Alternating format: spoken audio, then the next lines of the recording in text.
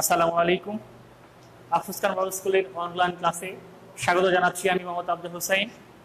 আশা করি আমার প্রিয় শিক্ষার্থীরা সবাই তোমরা ভালো আছো। আজকে তোমাদের বাংলা ক্লাসে আমি উপস্থিত হয়েছি। আজকে আমরা ক্লাস করব বাংলা কবিতা নিয়ে। ওকে, দেখো, বাংলা সাহিত্যের যে কজন বিখ্যাত কবি বাংলা সাহিত্যকে বিশ্ব সাহিত্যে একটা সম্মানজনক স্থান করে দিয়েছেন, তাদের মধ্যে অন্যতম হচ্ছে কবি জীবনানন্দ দাশ, যাকে আমরা বলি রূপসী বাংলার কবি, শুদ্ধতম কবি, প্রিয়, আমাদের সবার প্রিয় কবি, নির্জনতার কবি, তিমির হননের কবি, কবি জীবনানন্দ দাশ। তার একটি বিখ্যাত কবিতা আবার আসিব ফিরে। দেখো, এই কবিতায় যাওয়ার আগে একটু আগে বলে নিই, আজকের এই ক্লাসটুকু তো আমার সঙ্গে থাকলে তোমরা কবি জীবনানন্দ দাশের পরিচয় সম্পর্কে জানতে পারবে এবং এই কবিতাটা পাঠ করলে তোমাদের ভিতরে দেশের প্রতি মমত্ব বোধ জাগ্রত হবে, দেশপ্রেম জাগ্রত হবে এবং প্রকৃতির প্রতি একটি ভালোবাসা সৃষ্টি হবে। তাই আগামী সময়টুকু আমার সঙ্গে থাকবে এবং আশা করি তোমরা বাসায় বইটি নিয়ে সামনে বসবে। চলো, কবিতা যাওয়ার আগে আমরা জীবনানন্দ দাশ সম্পর্কে পরিচিত হই। এখন কেন আমরা আগে তার সঙ্গে পরিচয় হব, খেয়াল করে দেখো। যদি আমরা কোনো কবিতা বুঝতে চাই, কোনো কবির কবিতা জানতে চাই, তাহলে সেই কবি মানুষ সম্পর্কে ধারণা থাকতে হবে, সেই কবিতার বৈশিষ্ট্য সম্পর্কে ধারণা থাকতে হবে, তার সৃজনশীলতার সম্পর্কে ধারণা থাকতে হবে, তাহলে আমরা তার কবিতাটা সহজে বুঝতে পারবো। দেখো, কবিতা যাওয়ার আগে আমরা কবি জীবনানন্দ দাশের সম্পর্কে একটু পরিচিত হই। কবি জীবনানন্দ দাশ 17 ফেব্রুয়ারি 1899 সালে বরিশালে জন্মগ্রহণ করেন। বাবা সত্যানন্দ দাশ গুপ্ত, মাতা কুসুম কুমারী দাস। আমরা ছোটবেলায় তার মায়ের একটি বিখ্যাত কবিতা পড়েছিলাম, আদর্শ ছেলে আমাদের দেশে হবে সেই ছেলে কবে, কথায় না বড় হয়ে কাজে বড় হবে। সেই কবি রচিত ছিলেন কবি জীবনানন্দ দাশের মা কুসুম কুমারী দাস এবং কবি জীবনানন্দ দাশের মায়ের তার ডাক নাম ছিল হচ্ছে মিলু। তাকে মিলু নামেই সবাই চিনতেন সাহিত্য মহলে, বা তার বন্ধুরা তাকে মিলু নামে ডাকতেন। কবি জীবনানন্দ দাশ 1908 সালে ব্রজমোহন বিদ্যালয় থেকে পঞ্চম শ্রেণীতে পাশ করে 1915 সালে এই বিদ্যালয় থেকে ম্যাট্রিকুলেশন পরীক্ষা উত্তীর্ণ হন।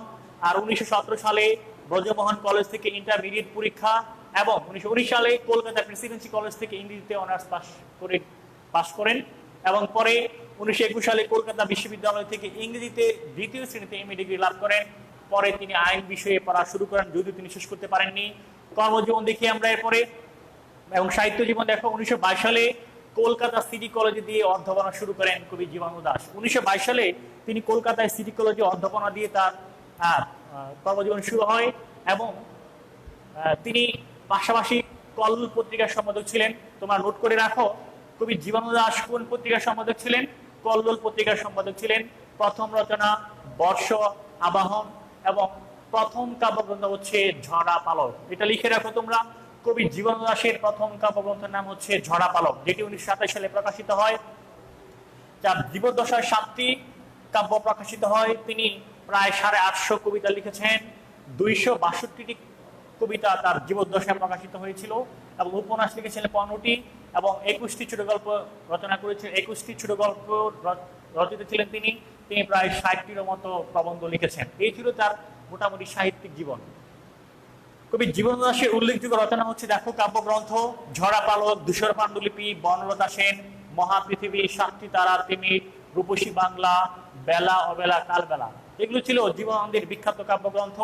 উপন্যাস দেখো, মাল্যবান, সুতীর্থ এবং 4 জন, এবং তার প্রবন্ধ হচ্ছে জীবনানন্দ দাশের গল্প এবং প্রবন্ধ। দেখো, মৃত্যু, কবি জীবনানন্দ দাশ মৃত্যু নিয়ে যদিও আমরা জানি একটু আলোচনা বা একটু দ্বিমত রয়েছে। কেউ বলেছেন কবি জীবনানন্দ দাশ আত্মহত্যা করেছেন, আবার কেউ বলেছেন কবি জীবনানন্দ দাশ কি করেছেন, ট্রাম দুর্ঘটনায় মৃত্যুবরণ করেছেন। খেয়াল করে দেখো, 1954 সালে 17 অক্টোবর কলকাতার বালিগঞ্জে এক ট্রাম দুর্ঘটনায় আহত হন তিনি এবং সেই দুর্ঘটনায় তার পাঁজরের হাড় ভেঙে গিয়েছিল। পরে 22 অক্টোবর 11টা 35 কলকাতার সম্পূর্ণ হাসপাতালে তিনি মৃত্যুবরণ করে আমরা জানি।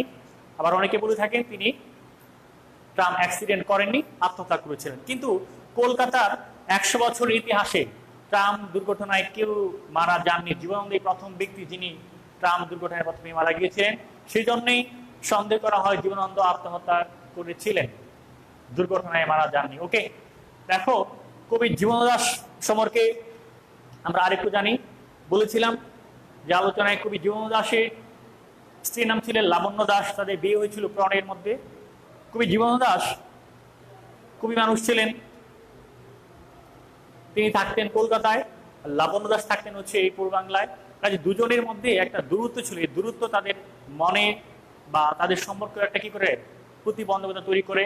আমরা জানি যে তিনি আব্দুল মান্নান সৈয়দের আলোচনায় তিনি বলেছেন যে জীবনানন্দ দাশ দাম্পত্য জীবনে বা ব্যক্তিগত জীবনে তারা সুখী ছিলেন না।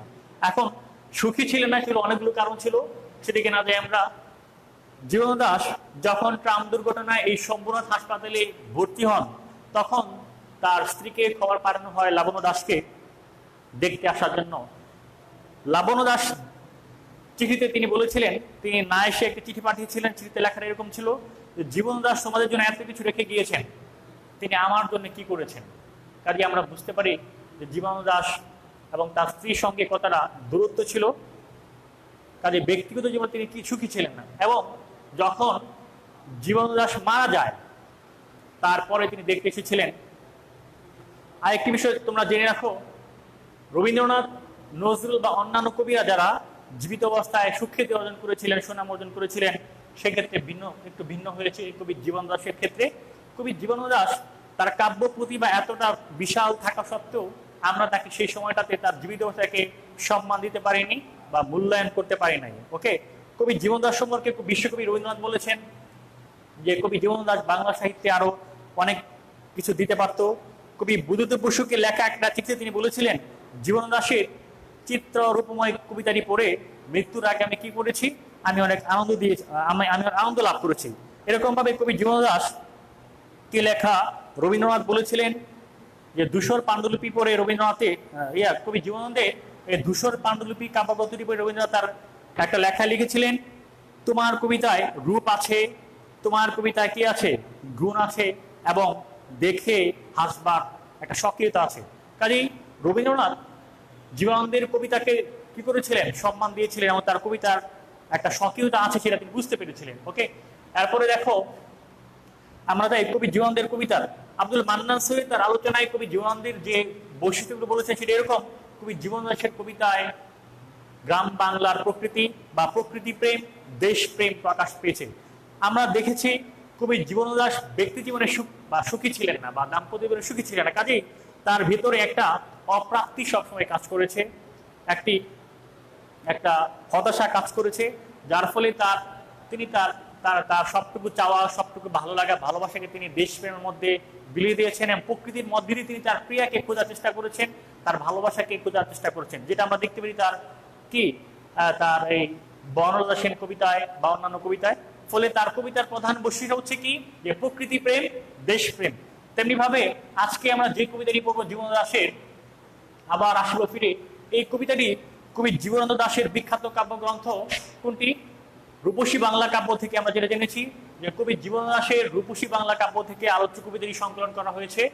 তাহলে তোমরা জানলে আবার আসিব ফিরে কবিতাটি কোন কাব্য থেকে সংকলিত, কি রূপসী বাংলা কাব্য গ্রন্থ থেকে সংকলিত। দেখো কবিতা যাওয়ার আগে আমরা একটু দেখে নিই, কবি জীবনানন্দ দাশের একটি ছবি দেওয়া আছে বোর্ডে, তারপরে দেওয়া আছে কবি জীবনানন্দ দাশের এই আবার আসিব ফিরে কবিতায় যে তিনি নদীর কথা বলেছেন, দানশীর নদী, সেই নদীর একটি চিত্র আমরা দেখতে পাচ্ছি।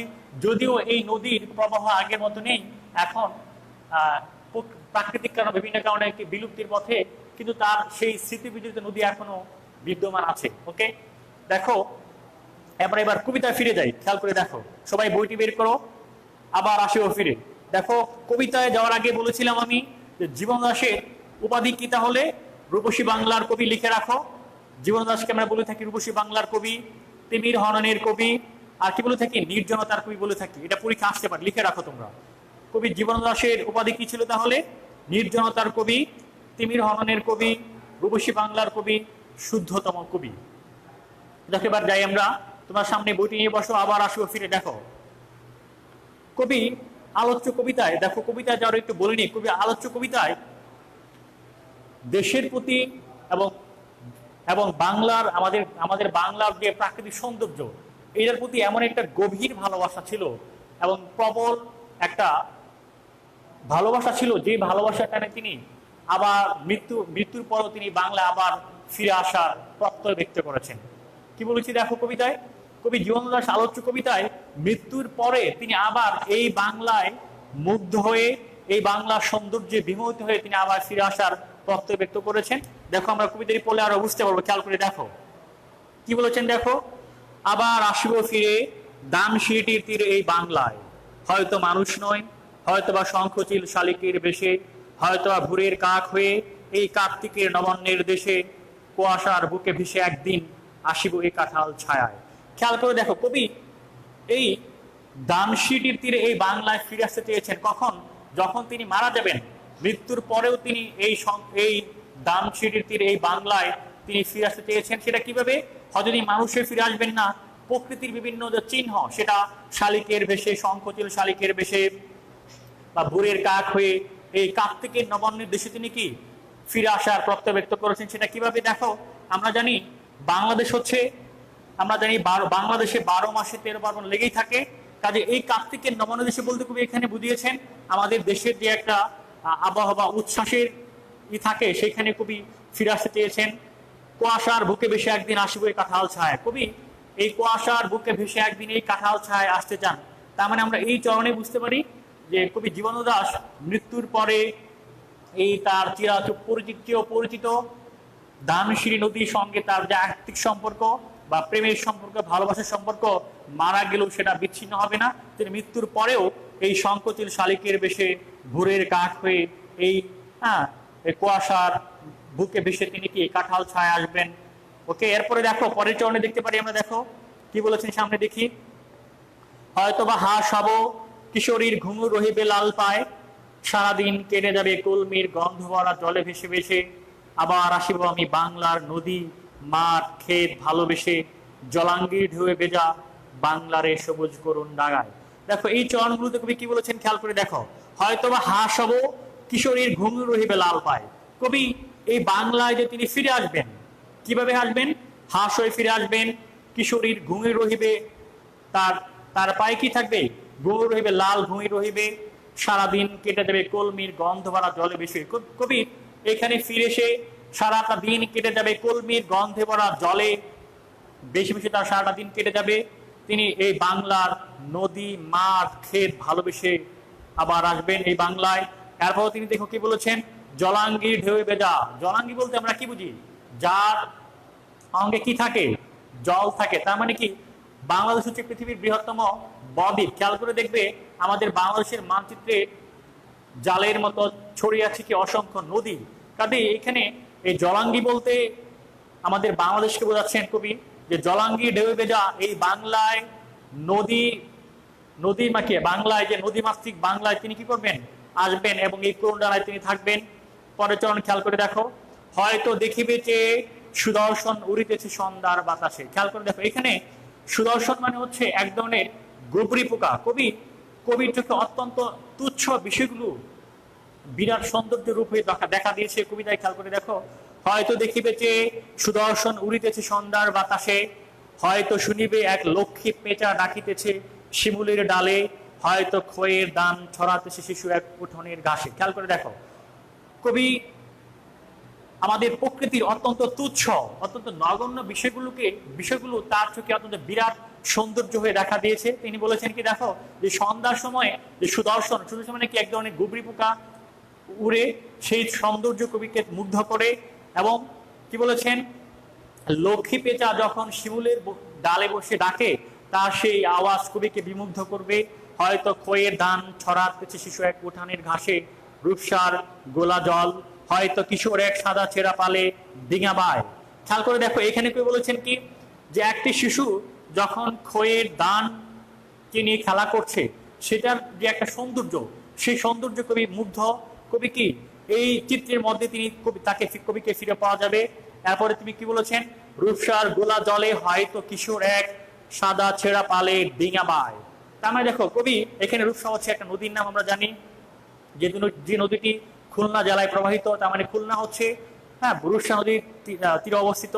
তার মানে কি এই রূপসার গোলা জলে, হয়তো কিশোর এক সাদা ছেঁড়া পালে ডিঙাবায়। তার মানে কবি তিনি বাংলায় ফিরে গিয়ে তা একজন কিশোর যখন সাদা ছেঁড়া পাল নিয়ে ডিঙা নিয়ে তার সময় কাটিয়ে দেয়, কবিও সেরকম ভাবে তিনি এই বাংলায় ফিরে এসে এই নদীতে নৌকা চালিয়ে বা ডিঙা নিয়ে তার সময় কাটিয়ে দিবেন। দেখো তারপর তিনি কি বলেছেন, দেখো, রাঙা মেঘ সাতটায় অন্ধকারে আসিতেছে নিড়ে, দেখিবে ডবল বক আমার এইভাবে তুমি ইহাদের ভিড়ে। কবি এখানে বলেছেন সন্ধ্যায় যখন দেখি যে ডবল মানে কি সাদা সাদা বকগুলো যখন এই অন্ধকার আচ্ছন্ন অবস্থা যখন মেঘের উপর যখন সাদা সাদা বকগুলো তাদের বাসায় ফিরে যায়, তেমনি ভাবে কবিও তেমনি ভাবে সারাদিন বাহিরে বা নদীতে কাটানোর পরে এভাবে তিনি কি বাড়িতে ফিরবেন, আমার এইভাবে তুমি ইহাদের ভিড়ে। তার মানে দেখতে পারি এই কবিতার মধ্যে কবি জীবনানন্দ দাশ আমাদের বাংলার যে প্রাকৃতিক সৌন্দর্য, বাংলার যে প্রাকৃতিক রূপ, এই রূপের সঙ্গে তার যে আত্মিক সম্পর্ক মৃত্যুর পরও সেটা বিদ্যমান থাকে এবং তিনি মারা যাওয়ার পরও এই বাংলায় তিনি বিভিন্নভাবে আশার প্রত্যয় ব্যক্ত করেছেন বা আশার কথা বলেছেন। তিনি কিভাবে আসবেন দেখি, যে তিনি শালিকের বেশে আসবেন বা কুয়াশার বুক বেশে আসবেন, কিভাবে আসবেন, বুড়ের কাঠ হয়ে হাঁস হয়ে তিনি সারাদিন বেশি বেড়াবেন, তিনি এই বাংলার নদী মাঠ ক্ষেতকে ভালোবেসে আবার বাংলায় ফিরে আসবেন। তার মানে কি কবির চোখে এই বাংলার যে প্রাকৃতিক সৌন্দর্য, বাংলার যে তুচ্ছ বিষয়গুলো অত্যন্ত নান্দনিক রূপে অত্যন্ত কি সুন্দরভাবে বা বড় হয়ে তার চোখে দেখা দিয়েছে। কাজে এই বাংলার সঙ্গে বা এই প্রাকৃতিক সৌন্দর্যের সঙ্গে কবির সম্পর্ক কি কখনো ছিন্ন হওয়ার নয়। তারপরেও তিনি কি এই বাংলায় ফিরে আসার প্রত্যয় ব্যক্ত করেছেন। ওকে, দেখো, তার মানে আমরা আবার আসবো ফিরে কবিতা কি জানতে পারলাম প্রকৃতি প্রেমিক কবি জীবনানন্দ দাশ মৃত্যুর পরেও এই বাংলার সঙ্গে তার যে সম্পর্ক, সেই সম্পর্ক বিনষ্ট হয়নি বা ছিন্ন হয়নি। মৃত্যুর পরেও তিনি কি এই বাংলায় ফিরে আসার যে কথা বলেছেন, কবিতা বিভিন্ন ভাবে ফিরে আসার কথা বলেছেন। দেখো কি বলেছেন, তিনি হাঁস হয়ে ফিরে আসবেন, শঙ্খচিল শালিকের বেশে ফিরে আসবেন। তার মানে কি এই ফিরে আসার মধ্যে দিয়ে আমরা কি বুঝতে পারি, যে তার বাংলার সঙ্গে বা এই সৌন্দর্যের সঙ্গে প্রাকৃতিক সৌন্দর্যের সঙ্গে যে একটা আত্মিক সম্পর্ক সেটা বিরাজমান থাকবে, সেই সম্পর্ক মৃত্যু তাকে বিচ্ছিন্ন করে দিতে পারে না। এবার এই গল্পের ভিতর থেকে কিছু কোশ্চেন আমি তোমাদের বলি, সেগুলো তোমরা নোট করে রাখতে পারো। যেমন ধানসিঁড়ি নদীটি কোথায় অবস্থিত আমরা জানি, ধানসিঁড়ি নদীটি ঝালকাঠি জেলা অবস্থিত, এটা লিখে রাখো তোমরা। এরপর আসে এখানে শঙ্খচিল বলতে আমরা কি বুঝি, শঙ্খচিল বলতে কি এক ধরনের পাখি আমরা বুঝি, হ্যাঁ। এরপর আছে এখানে নবান্ন বলতে আমরা কি বুঝি, নবান্ন হচ্ছে কি নতুন ফসল গড়ে তোলার উৎসব। এরপর এখানে আছে এরপরে কোশ্চেন হয় এখানে, দেখো যে সুদর্শন বলতে কি বলি আমরা, সুদর্শন বলতে বুঝি কি এক ধরনের গুপরি পোকা। তাহলে সুদর্শন কখন উড়ে, সন্ধ্যার বাতাসে আমরা জানি। এরপর আছে কি লক্ষ্মী পেঁচা কোথায় ডাকছে, উত্তর কি হবে, লক্ষ্মী পেঁচা শিমুলের ডালে বসে ডাকছে। এরপরে আরেকটা প্রশ্ন হয় যে শিশু কোথায় খয়ের দান ছড়াচ্ছে, উত্তর হবে কি উঠানের ঘাসে। তারপরে রূপসা নদী কোন জেলায় অবস্থিত আমরা জানি, খুলনা জেলায়। এরপর হচ্ছে বা আরো বলতে পারি যে খুলনার কোন নদীতে অবস্থিত, রূপসা নদীতে অবস্থিত বলতে পারি। তারপরে বলতে পারি কিশোর কোন নদীতে ডিঙা বায়, উত্তর কি হবে রূপসা নদীতে। তারপরে সন্ধ্যায় কারা নিড়ে ফিরে, আমরা কি বলবো তাহলে, ডবল বক। ওকে, এই ধরনের কোশ্চেনগুলো তোমাদের পরীক্ষা এসে থাকে কবিতার ভিতর থেকে। আমি যেগুলো বলেছি এগুলো দাগিয়ে নেবে আশা করি। আর তাহলে আমরা এই কবিতার পরে কি জানতে পারলাম, কবি জীবনানন্দ দাশ প্রকৃতি প্রেমিক কবি, হ্যাঁ। বাংলার সঙ্গে তার যে আত্মিক সম্পর্ক, বাংলার সঙ্গে তার যে প্রেমের সম্পর্ক, সেই প্রেমের সম্পর্ক কি মৃত্যু তাকে কি করতে পারেনি, ছিন্ন করতে পারেনি। যদিও তিনি মারা যাবেন, মারা গেলেও এই বাংলায় তিনি আবার ফিরে আসবেন বিভিন্ন বেশ ধারণ করে, প্রাকৃতিক রূপ বেশ ধারণ করে, শঙ্খচিল শালিকের বেশে। তারপরে আমরা জানলাম হচ্ছে কি হাঁস হয়ে, বিভিন্ন রূপ হয়ে তিনি বাংলায় ফিরে আসবেন। ওকে, কাজেই এই কবিতাটা পড়ে আশা করি তোমাদের ভেতরে এরকম প্রকৃতির প্রতি কি একটা ভালোবাসা সৃষ্টি হবে।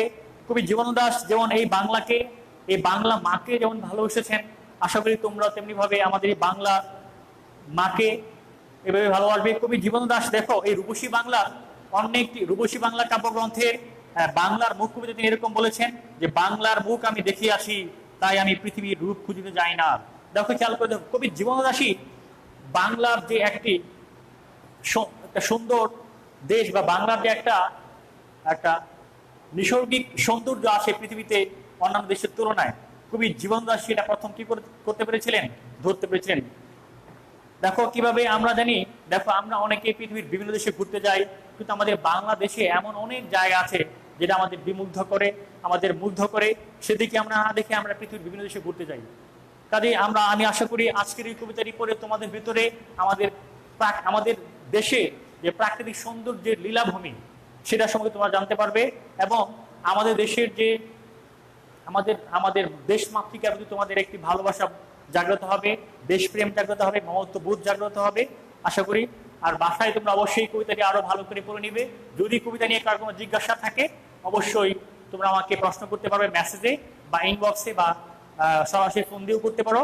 আর আজকে এখন ক্লাস শেষ হওয়ার পরে আমি তোমাদের একটি বাড়ির কাজ দিয়ে দিব কমেন্টে, অবশ্যই তোমরা কমেন্টে বাড়ির কাজটা দিতে পারো, এবং বাড়ির কাজ দিতে গিয়ে অবশ্যই তোমার নাম এবং রোল নাম্বার দিয়ে দিবে অবশ্যই। ওকে, সবাই ভালো থাকো, আল্লাহ হাফেজ, আসসালামু আলাইকুম।